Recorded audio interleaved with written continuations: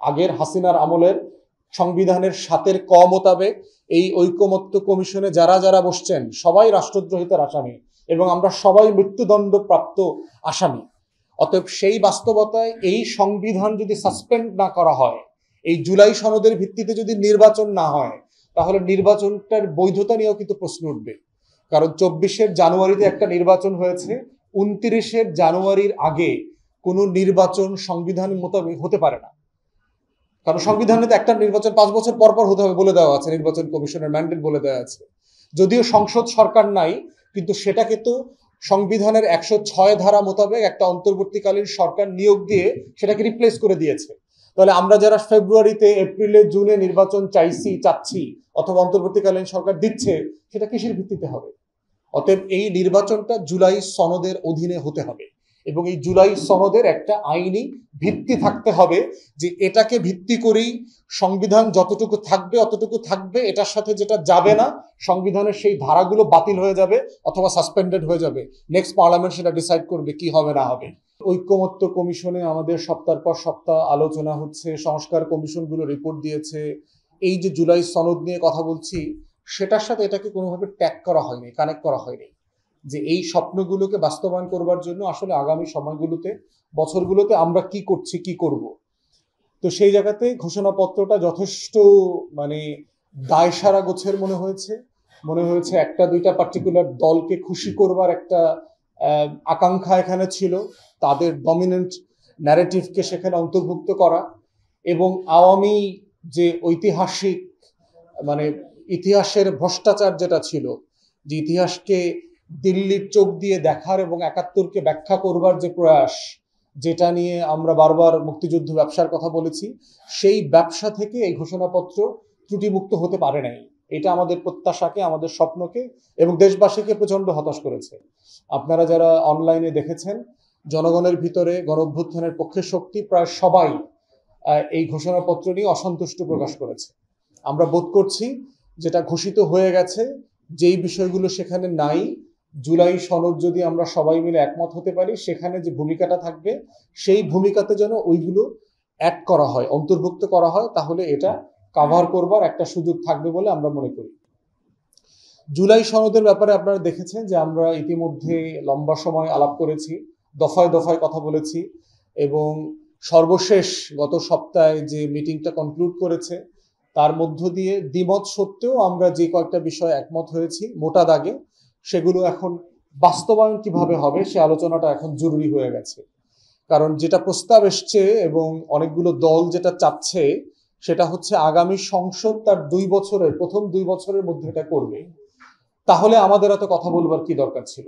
আমরা সবাই মিলে কেন এই ম্যান্ডেটটাকে এক্সারসাইজ করলাম?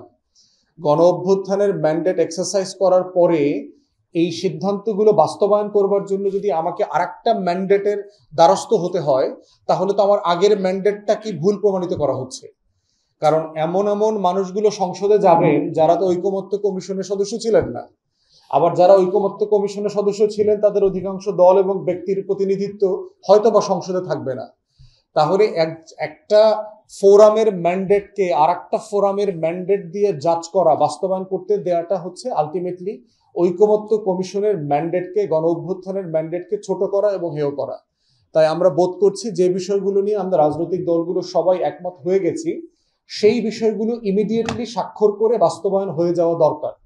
ধরেন এক্সাম্পল দেই, বলা হয়েছে আমরা সব দল একমত হয়েছি যে প্রধানমন্ত্রীর পদে 10 বছরের বেশি, 2 টার্মের বেশি কেউ থাকবেন না। তাহলে সেটা 31-32 সাল থেকে বাস্তবায়ন হতে হবে কেন? আমরা তো নতুন বন্দোবস্ত গত বছর চেয়েছি, গণ অভ্যুত্থানে চেয়েছি। গণ অভ্যুত্থানে যখন দেয়ালে দেয়ালে তরুণরা সেটা বাস্তবায়নটা চেয়েছে, সেটা 2031 সালের জন্য চায় নাই, 2032 সালের জন্য চায় নাই, তারা এখনকার জন্য চেয়েছে।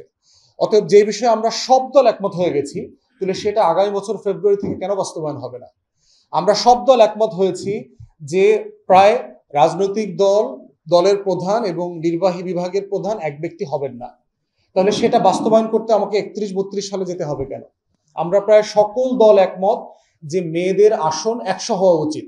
নির্বাচন পদ্ধতি নিয়ে আপনার দ্বিমত আছে, বাট সংখ্যার ব্যাপারে কোনো দ্বিমত নাই। তাহলে আমরা যদি 100 নারী আসন চাই, তাহলে সংগঠিত হলেও এটা এইবার হইলে সমস্যাটা কোথায়? তাহলে যে বিষয়গুলোতে আমরা সবাই একমত সেই বিষয়গুলো আমরা বোধ করছি এখনই ইমিডিয়েটলি বাস্তবায়নটা শুরু হওয়া দরকার, এবং সেই শুরু হওয়ার ক্ষেত্রে যদি আমরা বিলম্ব করি তাহলে আমরা আশঙ্কা করছি 1990 সালের, আপনারা যারা ইতিহাস পড়েছেন অথবা দেখেছেন, যে 3 জোটের এরশাদ বিরোধী আন্দোলনের রূপরেখায় যে একমত হয়েছিল তারা কিন্তু 91 অথবা 96 সরকার সেগুলো বাস্তবায়ন করে নাই।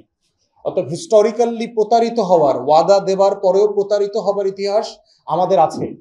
2008-এ দেখেন সোকল্ড আওয়ামী লীগের দিন বদলের সনদে অনেক রিফর্ম বাস্তবায়ন করবার কথা বলা ছিল।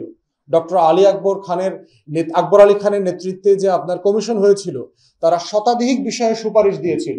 আওয়ামী লীগ এসে 22 কি 23টা রাটিফাই করেছে, বাকিগুলো তারা করে নাই। তাহলে এই ইতিহাস তো আমাদের সামনে অনেকগুলো আছে যে আমরা ওয়াদা রাখি নাই। আমরা 71-এর মুক্তির লড়াইতে যে গণতান্ত্রিক বাংলাদেশ করবার ওয়াদা ছিল সেই ওয়াদা তো আমরা রাখি নাই। এই সোনার বাংলার রাজনীতিবিদরাই তো বাকশাল করেছেন, চতুর্থ সংশোধনী দিয়ে সকল গণতন্ত্র, রল, পত্রিকা নিষিদ্ধ করেছেন। এই সোনার বাংলাতেই তো সামরিক শাসন জারি করে দিল্লির মসনদকে পাকাপোক্ত করা হয়েছে।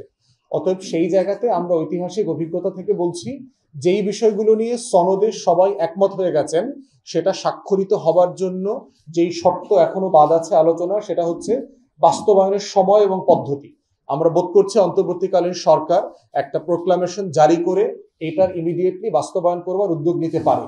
আর এটার এই সনদের একটা স্ট্যাটাসও দিতে হবে, আইনি মর্যাদা দিতে হবে। কারণ আমরা এখন আগের সংবিধান মোতাবেক সবাই কিন্তু রাষ্ট্রদ্রোহিতার মামলার আসামি।